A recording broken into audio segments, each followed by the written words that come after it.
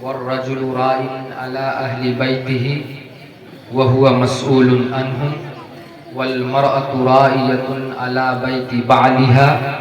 وولده وهي مسؤولة عنه۔ دس پر موجود حضرات علماء کرام، معزز سامعین اور جامعہ حاضہ کے طلبہ عزیز، آپ کے درمیان میری پہلی بار حاضری ہو رہی ہے۔ بس ایک پیغام آج کے اس جلسے سے آپ کے حوالے کیا جائے گا، توجہ کے ساتھ بیٹھیں۔ یاد رکھیے، ہم اور آپ ابھی اس وقت جس مجلس کے اندر موجود ہیں اور جو آپ بیٹھے ہیں، بڑے خوش نصیب لوگ ہیں۔ اس طرح کی مجلس کا مل جانا اور اس کے اندر تعلق، رابطہ، یہ نسبت اتنا بہترین لفظ اور جملہ ہے۔ ہم اور آپ سماج کے اندر بولتے ہیں، کہتے ہیں کہ ہماری نسبت فلاں بڑے آدمی سے ہے، ہمارا تعلق جو ہے اس محلے کے فلاں صاحب سے ہے، تو اس آدمی کا کام منٹوں میں حل ہو جاتا ہے اس نسبت اور تعلق کی بنا پر۔ تو ہماری جو نسبت ہے وہ جناب محمد رسول اللہ صلی اللہ علیہ وسلم کی طرف ہے، اور اسی نسبت پر یہاں جمع ہوئے ہیں۔ آپ اس نسبت کو ذرا اور سمجھیں کہ نسبت کیا چیز ہے، تعلق کیا چیز ہے۔ بھٹی، چمنی بھٹی کے اندر اینٹ تیار کی جاتی ہے، بھٹا ایک چمنی بھٹی ہے، بھٹی ایک ہے، اس کے اندر اینٹ تیار کی گئی۔ اس بھٹی سے نکلی ہوئی اینٹ کا استعمال اگر سڑک بنانے میں کیا جائے، سڑک بنا دیا جائے، تو اس اینٹ کی کوئی قدر و قیمت نہیں ہے، کوئی وقار نہیں ہے،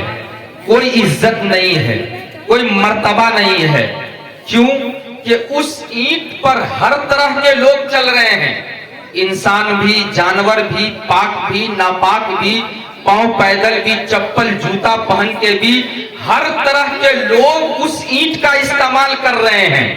اس اینٹ کی کوئی قدر کی کوئی عزت نہیں ہے، کوئی مقام نہیں ہے، کوئی مرتبہ نہیں ہے۔ کیوں کہ اس لیے کہ اس کرسی پر ہر طرح کے لوگ بیٹھ رہے ہیں، ہر طرح کے انسان اس کرسی کا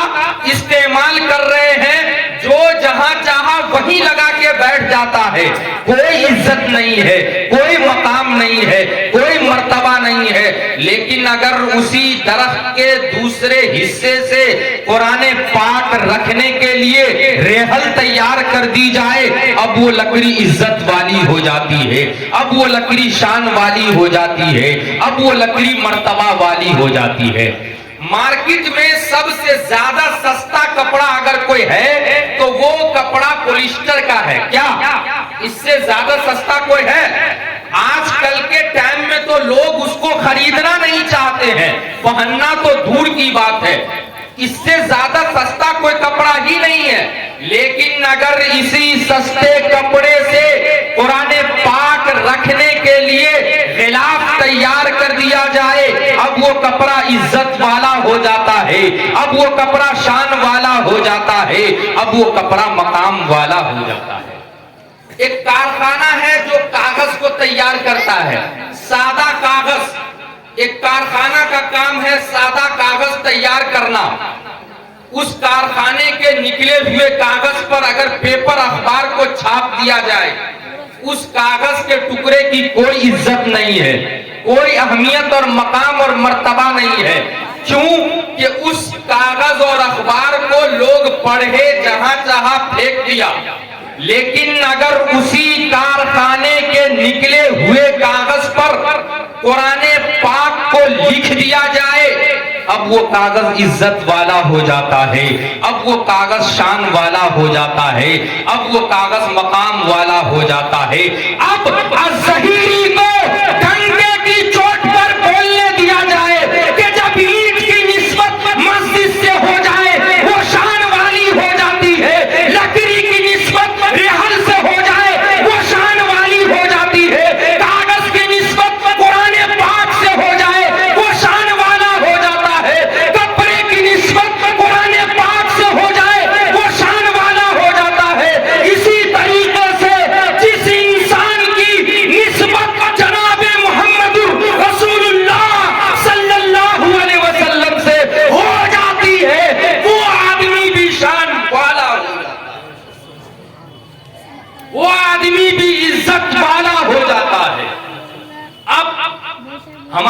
نسبت جب اس نسبت پر ہے اور حضور صلی اللہ علیہ وسلم سے رابطہ اور ضابطہ ہے، تو آئیے بڑی تیزی کے ساتھ آج کے اس پروگرام سے ایک پیغام آپ لوگوں کے حوالے کر کے جانا چاہتا ہوں۔ یاد رکھ لیجئے سماج کے لوگوں، معاشرے کے لوگوں، جب آپ اپنے علاقے کو دیکھیں گے، جب آپ اپنے سماج پر غور کریں گے، جب آپ اپنے محلے کو دیکھیں گے، تو آپ کو آپ کے علاقے میں، آپ کو آپ کے سماج میں، آپ کو آپ کے محلے میں دو طرح کے انسان نظر آئیں گے۔ آپ کو آپ کے گاؤں میں، آپ کی بستی میں دو طرح کے لوگ نظر آئیں گے۔ آپ جب غور کریں گے تو آپ کو محلے کے اندر ایک ایسا انسان نظر آئے گا جس کے پاس ساری دولتیں موجود ہیں، اللہ رب العزت نے اس کے پاس کسی چیز کی کمی نہیں ہے، ساری چیزیں موجود ہے، کھیت بھی ہے، کھلیان بھی ہے، دکان بھی ہے، مکان بھی ہے، زمین جائیداد بھی ہے، کار کوٹری بھی ہے، بینک بیلنس بھی ہے، کسی چیز کی کمی نہیں ہے، ساری چیزیں موجود ہے، ساری دولتیں موجود ہے۔ اس انسان کو زندگی گزارنے کے لیے جن جن چیزوں کی ضرورت پڑ سکتی تھی، اللہ رب العزت نے اس انسان کو دیا ہے، اس کے پاس موجود ہے، کسی چیز کی کمی نہیں ہے، ساری دولتیں موجود ہے۔ لیکن اللہ رب العزت نے ساری چیزیں دی ہے، ساری دولتیں دی ہے، صرف ایک دولت سے اس کو محروم کر رکھا ہے۔ ایک دولت کی کمی ہے، ایک دولت نہیں ہے، ساری چیزیں موجود ہے، ساری دولتیں موجود ہے، اس کے آنگن میں صرف ایک دولت نہیں ہے، اس کے دامن میں صرف ایک چیز کی کمی ہے، اس کی جھولی میں صرف ایک دولت کی کمی ہے۔ سماج کے اندر وہ انسان اپنے آپ کو اپاہج خیال کرتا ہے، سماج کے اندر وہ انسان اپنے آپ کو نامکمل خیال کرتا ہے، وہ آدمی یہ کہتا ہوا نظر آتا ہے کہ میرے پاس کچھ بھی نہیں ہے، میں مکمل نہیں ہوں، میرے پاس کہیں سے کچھ نہیں ہے، جبکہ ساری دولتیں موجود ہیں، صرف ایک نعمت نہیں ہے، ایک دولت نہیں ہے، تو وہ اپنے آپ کو مکمل تسلیم نہیں کر رہا ہے۔ لیکن آپ جب اپنے علاقے کو دیکھیں گے تو آپ کو آپ ہی کے علاقے میں ایک ایسا انسان نظر آئے گا جس کے پاس کچھ بھی نہیں ہے، بہت ساری دولتیں نہیں ہے، دکان مکان نہیں ہے، زمین جائیداد نہیں ہے، کھیت کھلیان نہیں ہے، بس تھوڑی بہت چیزیں ہیں، تھوڑی بہت دولت ہے، زندگی گزر رہی ہے، وہ مشکل گزر رہی ہے اور زیادہ کچھ نہیں ہے۔ لیکن اس غریب انسان کے پاس، اس کے گھر کے اندر، اس کی جھولی میں اور اس کے اندر جو ہے ایک دولت موجود ہے جو اس امیر اور مالدار کے پاس نہیں تھا، وہ دولت اس انسان کے موجود ہے۔ اس غریب کے پاس اور کچھ نہیں ہے، بس ایک دولت موجود ہے، اور اس مالدار کے پاس ایک دولت کی کمی ہے۔ وہ آدمی، یہ غریب جو ہے، سماج کے اندر اپنے آپ کو مکمل تسلیم کرتا ہے، وہ یہ کہتا ہوا نظر آتا ہے کہ میرے پاس کسی چیز کے لوگوں، آپ یہ سوچ رہے ہوں گے اور آپ یہ سوچ رہے ہوں گے، فکر مند ہوں گے کہ آخر ایک مالدار انسان جس کے پاس کسی چیز کی کمی نہیں ہے، ساری دولتیں موجود ہے، صرف ایک نعمت نہیں ہے، ایک دولت نہیں ہے، وہ اپنے آپ کو مکمل خیال نہیں کر رہا ہے۔ لیکن سماج کا ایک اپاہج، سماج کا ایک غریب انسان جس کے پاس دولتیں موجود نہیں ہے، ایک نعمت موجود ہے، وہ اپنے آپ کو مکمل خیال کر رہا ہے۔ آخر وہ دولت کون سی دولت ہے، آخر وہ نعمت کون سی دولت ہے؟ کلیجے پر ہاتھ رکھیے اور فیصلہ کیجئے، تو آپ کا دل گواہ دے گا، آپ کا ضمیر بولے گا کہ وہ دولت اور وہ نعمت ایک اولاد کی نعمت ہے، ایک بیٹا کی نعمت ہے، ایک بیٹی کی نعمت ہے۔ سماج کے اندر جس کے پاس ساری دولتیں موجود ہے، اگر اس کے گھر کے اندر ایک بیٹا کی دولت نہیں ہے، ایک بیٹی کی دولت نہیں ہے، وہ آدمی اپنے آپ جاہل ہے، اس کے تعلیم کو لے کر کے جاہل ہے، ہمارا خاندان جاہل ہے،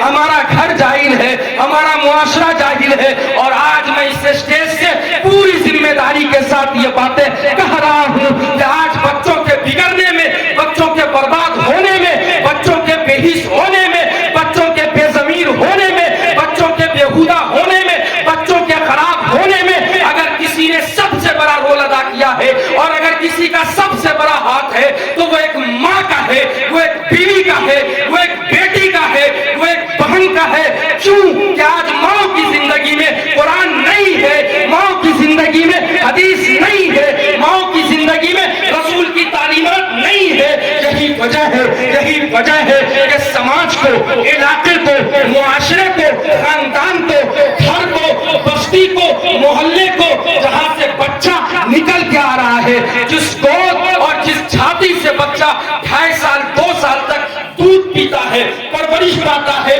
جس گود میں بچہ کھیلتا ہے، کودتا ہے، پڑھتا ہے، خدا کی قسم بھلا بتائیے جب وہی گود خالی ہے، جب وہی گود سونی ہے، جب وہی گود گزر گئی ہے، تو علاقے کو اچھا بچہ کہاں سے مل سکتا ہے؟ سماج کو اچھا بچہ کہاں سے مل سکتا ہے؟ معاشرے کو اچھا بچہ کہاں سے مل سکتا ہے؟ ضرورت یہاں پر کرنے کی ہے، جہاں محنت کرنے کی ہے، ماؤں کو درست ہونے کی ضرورت ہے، بہنوں کو درست ہونے کی ضرورت ہے، بیٹیوں کو درست ہونے کی ضرورت ہے۔ آج ماں کو پتا نہیں ہے کہ چوری کا مال کھانا میرے بچوں کے حق میں صحیح ہوگا یا نہیں صحیح ہوگا۔ آج باپ کو پتا نہیں ہے کہ حلال کیا ہے، حرام کیا ہے۔ آج ماں کو ان سب چیزوں کا علم نہیں ہے۔ یہی وجہ ہے کہ ہم سب اپنے علاقے میں چائے کی دکانوں پر، بازاروں میں، مکانوں میں بیٹھ کر کے اس بات کا ذکر کرتے ہیں کہ وہ دیکھو فلاں صاحب کا بیٹا برباد ہو گیا، ارے وہ دیکھیے جناب فلاں میاں کا بیٹا، وہ جمن اور جمراتی چچا کا بیٹا پورے محلے کو پریشان کرتا رہتا ہے، اس کا بیٹا دارو پیتا ہے، شراب پیتا ہے، تاڑی پیتا ہے، جوا باز ہے، ڈکیتی کرتا ہے۔ اے میاں میں آپ سے پوچھنا چاہتا ہوں، فلاں صاحب کا بیٹا اور پوتا برباد ہو گیا، جبکہ فلاں صاحب نمازی بھی ہے، حاجی بھی ہے، جمن میاں نمازی بھی ہے، حاجی بھی ہے، جماعتی بھی ہے، تب جا کر کے جمن میاں اور جمراتی چچا کا بیٹا برباد کیسے ہو جاتا ہے، خراب کیسے ہو جاتا ہے؟ غلطی فلاں کی نہیں ہے، غلطی حاجی صاحب کی نہیں ہے، غلطی نمازی صاحب کی نہیں ہے، غلطی جماعتی صاحب کی نہیں ہے، غلطی جمن میاں اور جمراتی چچا کی نہیں ہے، بلکہ غلطی وہاں ہو رہی ہے، غلطی وہاں ہو رہی ہے، گڑبڑی وہاں ہے جہاں سے معاشرے کو، علاقے کو، خاندان کو، گھر کو بچہ مل رہا ہے۔ جس جگہ سے بچہ آ رہا ہے، جہاں سے میٹیریل آ رہا ہے، وہی جگہ جب سونی ہے تو علاقے کو اچھا بچہ کیسے مل سکتا ہے؟ معاشرے کو اچھا بچہ کیسے مل سکتا ہے؟ سماج کے لوگوں، ہم نے اس منظر کو بھی دیکھا ہوگا، اور اگر نہیں تو غور کیجئے گا، آم کے موسم میں ہمارے علاقے کا حال کیا ہوتا ہے، ہمارے سماج کا حال کیا ہوتا ہے، ہماری بستی کا حال کیا ہوتا ہے۔ آم کے موسم میں ہلکی سی ہوا چلتی ہے، ہلکی سی ہوا چلتی ہے، چھوٹے چھوٹے معصوم بچے ہیں، چھوٹی چھوٹی بچیاں ہیں، 10 سے 12 سال کے بچے ہوتے ہیں، ہلکی سی ہوا چلنے پر ہمارے گھر کے چھوٹے چھوٹے بچے، معصوم بچے چل پڑتے ہیں گاچھی کی طرف، کسی کے پیر سے آم چوری کرنے کے لیے، کسی کے درخت سے آم توڑنے کے لیے۔ ماں نہیں روکتی ہے، امی نہیں منع کرتی ہے، ابو نہیں منع کرتے ہیں کہ بیٹے تم کہاں جا رہے ہو، اپنے پاس تو کوئی درخت نہیں ہے، اپنے پاس تو کوئی گاچھی نہیں ہے، تم کہاں سے آم لانے جا رہے ہو۔ امی نہیں منع کرتی ہے، نہیں منع کرتی ہے، بلکہ امی یہاں اتنی تیز ترار بیٹھی ہوتی ہے، اور امی یہاں اتنی تیز بنی ہوئی ہے کہ جب وہ چھوٹا سا بچہ، جب وہ معصوم سا بچہ کسی دوسرے کے پیر سے آم چوری کر کے لاتا ہے، کسی دوسرے کے گاچھی اور باغیچے سے آم چورا کر کے لاتا ہے، بجائے اس کے کہ اس امی کو 2 تھپڑ وہ امی 2 تھپڑ اپنے بچے کو لگاتی اور اسے ڈانٹتی اور کہتی کہ بیٹا تم کس کے درخت سے آم چوری کر کے لائے ہو، کہاں سے لائے ہو۔ یہ نہیں کرتی ہے، بلکہ امی کا حال یہ ہے کہ وہ امی تیار بیٹھی ہوتی ہے، اور وہی چوری کے آم کا اچار جب وہ چھوٹا سا معصوم بچہ گھر لے کر کے پہنچتا ہے، وہی امی جو ہے اسی آم کی چٹنی بھی بنا لیتی ہے، اسی آم کا اچار بھی بنا لیتی ہے، اور اس آم کی چٹنی کو ابا حضور بھی کھا رہے ہیں اور امی بھی کھا رہی ہے، اور شام کے وقت میں خدا نخواستہ جب بچے کے پیٹ میں درد ہوتا ہے، امی دوڑتی ہوئی لے کر کے امام صاحب کے پاس مسجد میں پہنچتی ہے، امام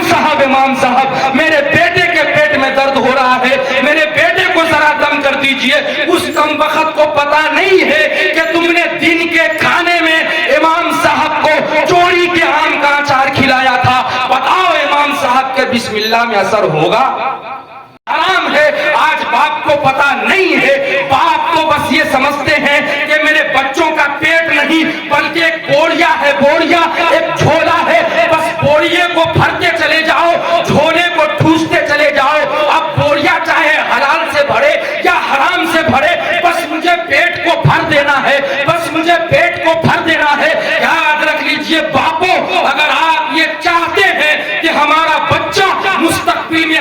بنے, ہمارا بیٹا علاقے میں نام روشن کرے, اس کا مستقبل اچھا سے اچھا ہو, تو ایک باپ کو یہ سوچنا ہوگا, ایک باپ کو یہ فکر کرنا ہوگا کہ ہم اپنے بچوں کی خوراک کے اوپر توجہ دیں کہ وہ حلال کھا رہا ہے یا حرام کھا رہا ہے. اگر آپ اپنے بیٹے اور بیٹیوں کے پیٹ میں حرام کا لقمہ ڈالیں گے تو آپ اپنے بیٹے اور بیٹیوں کا مستقبل کبھی روشن نہیں دیکھ سکتے ہیں. آج باپ کو پتا نہیں ہے حلال کیا ہے, حرام کیا ہے. یاد رکھ لیجئے سماج کے لوگوں, معاشرے کے لوگوں, ایک مرتبہ اللہ کے رسول علیہ السلام نے صحابہ سے خطاب کرتے ہوئے فرمایا تھا, اے صحابہ کی جماعتوں, یاد رکھو, یاد رکھو, تمہارے جسم کے اندر گوشت کا ایک ٹکڑا ہے, تمہارے جسم کے اندر گوشت کا ایک حصہ ہے. اگر وہ بگڑ جائے تو سب بگڑ جائے, اگر وہ سمر جائے تو سب سمر جائے. آقا صلی اللہ علیہ وسلم سے